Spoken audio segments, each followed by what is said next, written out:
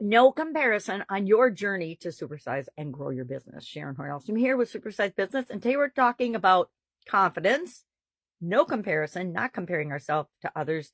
Our journey is unique, and that mindset and the power of that, as well as power moves advantage. What's the advantage of having power moves in your business and in your strategy? And how can you and the people that work with you use some of these strategies to get better results, to be more confident, to show up more powerfully, and get better results? I learned a lot about this from Tony Robbins early on back in the 1980s when I was just starting my corporate career.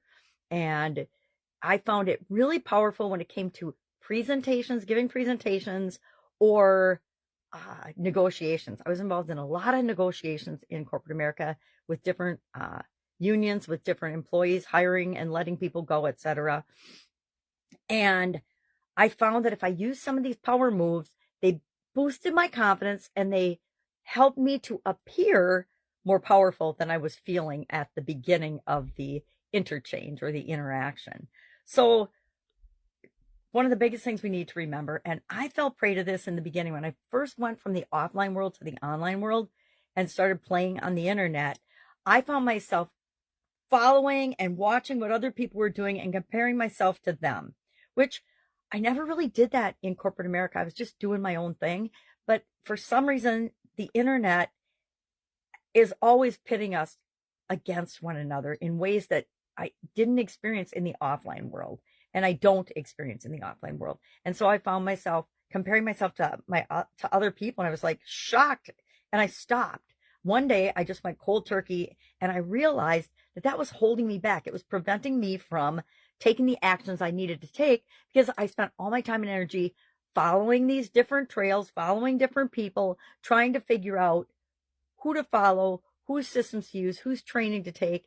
And I realized that I already knew everything I needed to know. I just had to make the processes and the things that I knew my own. And when I did that, everything started to change. When I realized 100% of the time that there is no comparison. We are all unique human beings. We're all like snowflakes, right? I don't know how nature does it, but every snowflake is different and unique. So is every human being. And with us, it makes a lot more sense because we have different parents, different environments, different people, different experiences, different feelings and emotions and different life journeys. It's the same with our business journeys. Our business journey, our success, our career will not be exactly like anyone else's. Why? Because life is for us to learn and grow and learn the lessons we're here to learn, not anybody else. That's my firm and foundational belief. So what the heck are power moves, and how can we use them to increase our confidence and help us show up more powerfully in any situation where we need to or want to in our business and in our organization? If you're speaking to a group of your people, your team, you still need to show up with confidence and power because they won't have any more confidence and power in what you're doing as an organization than you do. You bring the level of energy, you bring the work ethic, you set the example for everyone else in your organization. So if you set a flip-floppy example or a I don't care laissez-faire attitude, what are you going to get? A whole bunch of people behaving in that way. Is that what you want to grow and supersize your business? Probably not. So what are power moves? And I'm talking about personal power moves, not like strategic business power moves and power plays. It's a totally different subject. What I'm talking about is getting the right mindset that you're not comparing yourself to others, embracing your journey and the power in that and the lessons that are there for you, setting the example for other people, dressing for success, walking with intention, intentional movements. What was my other one? Power poses like the Superman pose. I actually used to do this and try it out before I had to enter into a negotiation or a situation where I had to give somebody feedback that they didn't probably want to hear, or when I had to, decompose or escalate a situation between employees or between groups, etc. I would actually do the Superman. I call it the Superman pose because I would stand up straight, like Superman does, and he's looking around with his cape flying behind him, his chest out, scanning the horizon from, way up in space. You do that pose for 2 minutes. I challenge you to do that pose for 2 minutes today before you enter into a stressful conversation, a stressful situation, and see if you don't enter that conversation differently than if you hadn't done it. You have to do it all the time. Sometimes I'll just do it in my mind because there's too many people around, and I'll just visualize myself doing that. But we do that for 2 minutes, and we visualize ourselves successfully dealing with the situation at hand. Dressing for success, again, this is dependent on picking clothes that fit you well, picking colors that make you feel good. I remember my first job in corporate America. I give Procter & Gamble a hard time right now here. We were expected to wear navy blue or black all the time, and usually suits. It depends on where you are in the organization, but there was definitely an expectation that this is the color code for leadership in this organization. It wasn't written down, but it was definitely shown through the norms and the culture of the organization. Well, I got really sick and tired of wearing black and blue all the time, every day.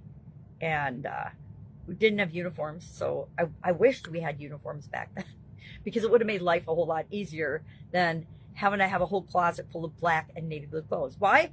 I know those are power colors, but they don't feel powerful on me. And so we want to pick colors and fit and styles that match the occasion. If you're going to a black tie event, you don't show up in jeans. If you're going, I still am of the old school. You don't go to a wedding or a funeral in jeans, right?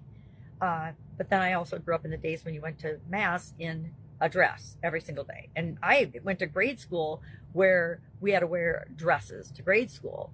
That's how old I am. Older and wiser, I hope. Some days yes, some days no. So power poses, focusing on your own journey and your own business. I always say, mind your own business. Know what's going on around you, but don't compare yourself to the competition. Let your customers do that if they so choose, but don't bring it up for them. And hey, oh, by the way, there's 6 people that we compete against, and here's why we're better. You know what the first thing they're going to do when they leave your office or leave your meeting? They're going to Google or go online and search out those other 6 competitors and see if something is more important to them that they handle better than you do. I know, I think it's common sense. All right, so that's what I've got today. We are not comparing ourselves to others. We're focusing on our own journey. We're using poses and power moves and dressing for success or dressing for the occasion in ways that make us feel better. Because when we feel better, we show up with more energy, more excitement, and that is contagious throughout our organization, which all helps us to attract the right people and grow and build and supersize. All right, any questions, hit me up. Otherwise, have an awesome day, and I will be with you tomorrow.